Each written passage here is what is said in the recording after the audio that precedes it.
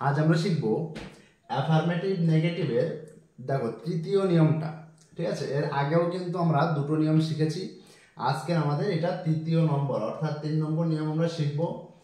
আগের যেগুলো তোমরা দেখো, যদি তোমরা দেখে না থাকো তাহলে কিন্তু আগেরটা তোমরা আগে দেখে নেবে, তারপরে এই নিয়মগুলো দেখবে। ঠিক আছে, এতে তোমাদের বুঝতে সুবিধা হবে।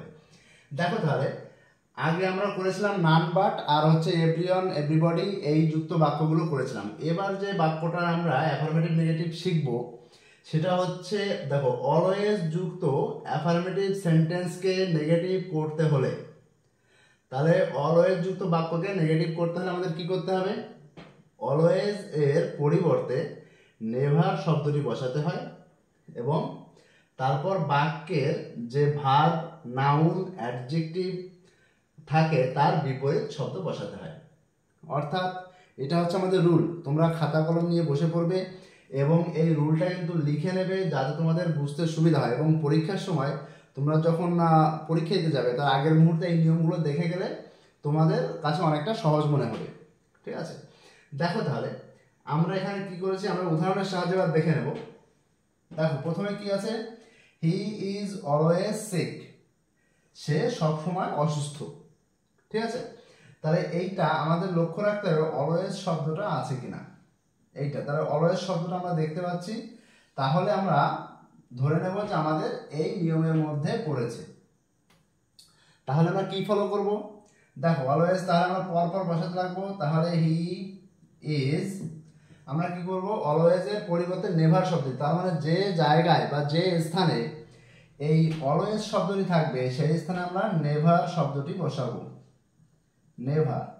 তাহলে হি ইজ নেভার, আর কি বলেছি নেভারের পরে, এবং তারপর দেখো তারপর বাক্যে যে ভার্ব থাকে, নাউন বা অ্যাডজেক্টিভ, এই তিনটের মধ্যে যে কোনো একটা থাকতে পারে। দেখো এখানে একটা অ্যাডজেক্টিভ আছে, ঠিক আছে, সিক মানে অসুস্থ। ঠিক আছে, এটার বিপরীত শব্দ কি? ওয়েল। ঠিক আছে, তাহলে আমরা যদি বিপরীত শব্দ বসিয়ে দিই তাহলে কিন্তু আমাদের উত্তরটা এটা দাঁড়াবে।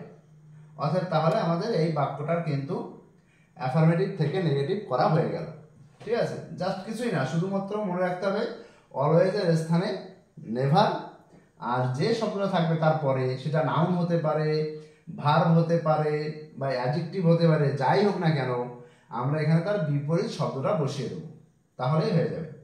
আচ্ছা, তারপর আমরা দেখো পরের যে এক্সাম্পলটা আছে, পরের এক্সাম্পলটা কি আছে, I shall always remember you. দেখো আমি সর্বদা বা সবসময় তোমাকে মনে রাখবো। তাহলে কি করবো আমরা? দেখো এটাকে আমরা করতে গেলে কি, তাহলে অলওয়েজ শব্দটা আছে যখন, তখন আমরা পরপর বসিয়ে যাব। আই শ্যাল, অলওয়েজের জায়গায় আমরা নেভার শব্দটি ব্যবহার করব। আই শ্যাল নেভার কি করব, তাহলে আর এর পরে যে ভার্বটা আছে, দেখো এখানে একটা ভার্ব আছে রিমেম্বার, তাহলে এটা বিপরীত শব্দ, রিমেম্বার মানে ভুলে, মনে রাখা, এর বিপরীত শব্দ হচ্ছে ভুলে যাওয়া, তাহলে ফরগেট। ফরগেট তারপর যেটা থাকবে তাই বসে যাবে, অর্থাৎ ইউ। তার দেখো এখানে আমাদের একটা জিনিস খেয়াল রাখতে হবে, আমাদের উপরে যে বাক্যটা থাকবে অর্থাৎ প্রশ্নে যে বাক্যটা থাকবে ওটার অর্থ যা হবে নেগেটিভ করার পরেও সেই অর্থটা যেন একই থাকে। নেগেটিভ করা হবে কিন্তু অথচ অর্থটা কোনো পরিবর্তন হবে না। ঠিক আছে, তাহলে দেখো তাহলে আমরা এখানে কি করবো, দেখো উপরেরটার অর্থ কি আছে, I shall always remember you, তার মানে আমি সবসময় তোমাকে মনে রাখবো। দেখো নিচেরটার অর্থ কি দাঁড়ালো, I shall never forget you, মানে আমি তোমাকে কখনো ভুলবো না। ভুলবো না মানে কি, মনে রাখবো, সেটাই, তার মানে একই অর্থ থাকবে, তার মানে আমাদের এটা কিন্তু কারেক্ট হবে। ঠিক আছে, এইভাবে তাহলে আমাদের বুঝে বুঝে করতে হবে। আর দেখো নিচেরটা একটু কি আছে, দেখো নিচেরটা দেখো, এটা একটু অন্যরকম ভাবে করব। ঠিক আছে, দেখো কি রকমের, যদি এরকমের থাকে, এটা দেখো একটা কিন্তু, এটা কিন্তু একটা মানে একটা কি বলে, মানে প্রভাব টাইপের আর কি, সবসময় চলে আসছে এইসব কথাগুলো। অলওয়েজ কি, স্পিক দ্য ট্রুথ, সদা সত্য কথা বলিবে। ঠিক আছে, উপদেশমূলক বাক্য। হ্যাঁ, তাহলে আমরা কি করবো, অলওয়েজের জায়গায় কি করবো, নেভার। তাহলে অলওয়েজের জায়গায় আমরা নেভার দেবো। স্পিকের জায়গায় আমরা স্পিকও দিতে পারি, অথবা আমরা এখানে টেলও ব্যবহার করতে পারি। ঠিক আছে, টেল, নেভার টেল। এখানে দেখো আমরা বিপরীত শব্দ, দেখো ট্রুথ এর বিপরীত শব্দ হচ্ছে হলো লাই। ঠিক আছে, আমরা লাইয়ের একটা সময় এ ব্যবহার করি, এ লাই, অথবা এখানে দা না বসে আমরা এখানে এ লাই বসাবো, ঠিক আছে? তাহলে নেভার টেল এ লাই, ঠিক আছে? আমরা সবসময় এইটা বলি, কখনো মিথ্যা কি বলো না, ঠিক আছে? তাহলে কি সত্য কথা বলবে। হ্যাঁ, তোমরা যদি মনে করো যে এখানে আমি টেল দেবো না স্পিক দেবো, তাহলেও কিন্তু ভুল হবে না, স্পিকও দিতে পারো, ঠিক আছে? তবে এইটা শুনতে ভালো লাগে এবং এটাই আমরা সবসময় শুনে আসছি, এই জন্য এটাই ব্যবহার করা ভালো, ঠিক আছে? তাহলে এই হচ্ছে আমাদের 3 নম্বর নিয়ম, এটাই ছিল। এরপরে আমরা চলে এসে আমাদের 4 নম্বর যে নিয়মটা, দেখো 4 নম্বরের কি নিয়মটা আছে,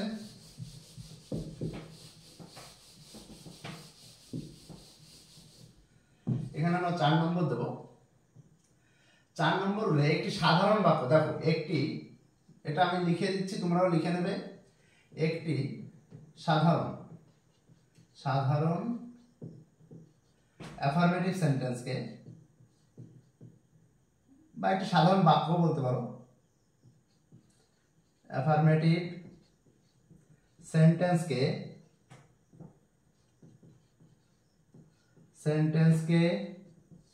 নেগেটিভ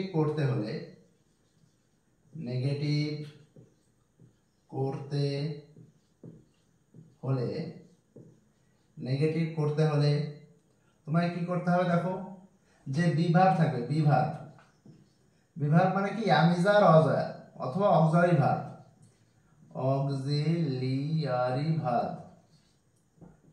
থাকে,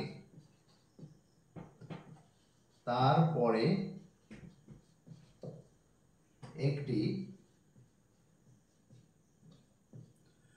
নট বসাতে হবে,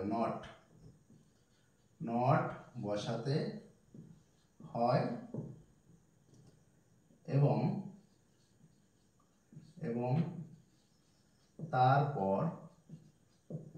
তারপর যে এখানে সেই ভার্ব থাকতে পারে, অ্যাডজেক্টিভ থাকতে পারে, ঠিক আছে? ওইগুলোর বিপরীত শব্দ বসবে, ভার্ব বা যে অ্যাডজেক্টিভ থাকে তার বিপরীত শব্দ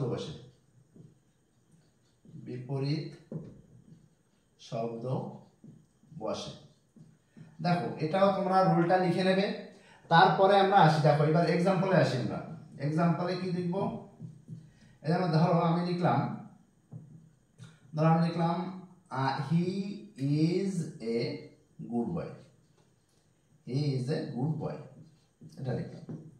দেখো এখানে এই একটা সাধারণ বাক্য, তাহলে এটাকে আমি কিভাবে করব, দেখো এটাকে যদি আমি নেগেটিভ করি তাহলে আমাকে কি করতে হবে, কি বলেছি, সাধারণ বাক্যে অ্যাফার্মেটিভ করতে হলে যে বি ভার্ব বা অক্সিলারি ভার্ব যাই থাক না কেন এখানে, বা এখানে মেইন ভার্বও বলা যায়, এটাকে এখানে মেইন ভার্ব বলে, ঠিক আছে? যদি এখানে মেইন ভার্বও থাকে, এখানে মেইন ভার্বটাও লিখে রাখতে পারো, এখানে এই ইজটা মেইন ভার্ব হিসেবে ব্যবহার করা হয়েছে, ঠিক আছে?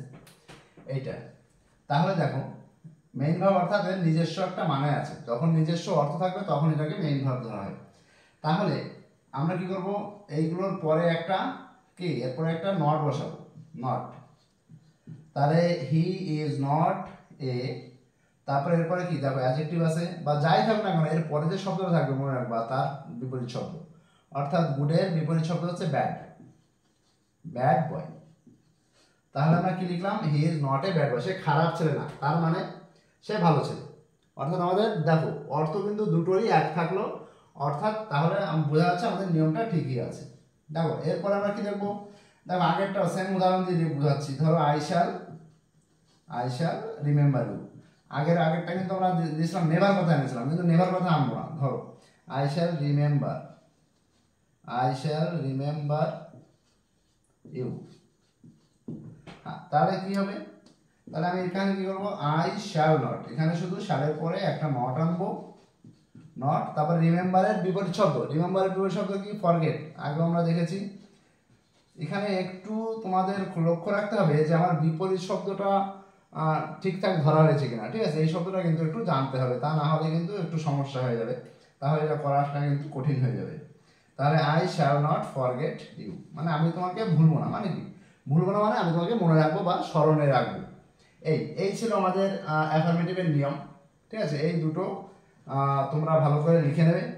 এছাড়াও দেখো আমাদের কিন্তু আমরা যে অ্যাফার্মেটিভ নেগেটিভ, দেখো শুধুমাত্র এই নিয়মগুলো না, এছাড়া কিন্তু আমরা যে নিয়মগুলো as soon as, no sooner had, তারপরে তোমার যে ডিগ্রিগুলো আমরা শিখেছি, ঠিক আছে? ডিগ্রির যেটা পজিটিভ করা, যদি এগুলো দেয় তাহলে কিন্তু ওইগুলোকেও যদি বলা হয় যে নেগেটিভ করো, তাহলে কিন্তু ওই একই নিয়ম, অর্থাৎ আমি যে নিয়মগুলো তোমাদের শিখিয়েছি, অর্থাৎ দেখবে অ্যাজ সুন অ্যাজ, নো সুন হ্যাডের যে নিয়মগুলো ওইখানে কিন্তু লেখাই ছিল যে নেগেটিভ বললে বা অ্যাফার্মেটিভ বলুক যা বলুক, নো সুনার ব্যবহার করলে ওটা নেগেটিভ হয়, অ্যাজ সুন অ্যাজ ব্যবহার করলে ওটা পজিটিভ হয়। ঠিক আছে, এইভাবে কিন্তু যে যতগুলো করিয়েছি সবগুলো কিন্তু ওখানে বলে দেওয়া আছে। ঠিক আছে, এইগুলো হচ্ছে আমাদের ইসের নিয়ম, অ্যাফার্মেটিভ টু নেগেটিভের নিয়ম। এই নিয়মগুলো তোমরা দেখে নেবে এবং এরপরে আরও আমরা পার্ট পার্ট করে যে আমাদের গ্রামারগুলো থাকবে সবগুলো আমরা পার্ট পার্ট আকারে দিয়ে দেবো। তোমাদের যদি কোথাও কোনো প্রবলেম হয় বা সমস্যা হয় সেগুলো আমাকে জানাবে, আমি সেগুলো তোমাদের সলভ করে দেবো বা এবং পরবর্তী যে ক্লাস থাকবে সেই ক্লাসে অ্যাটেন্ড করব। ঠিক আছে, তাহলে এ অবধি থাকছে।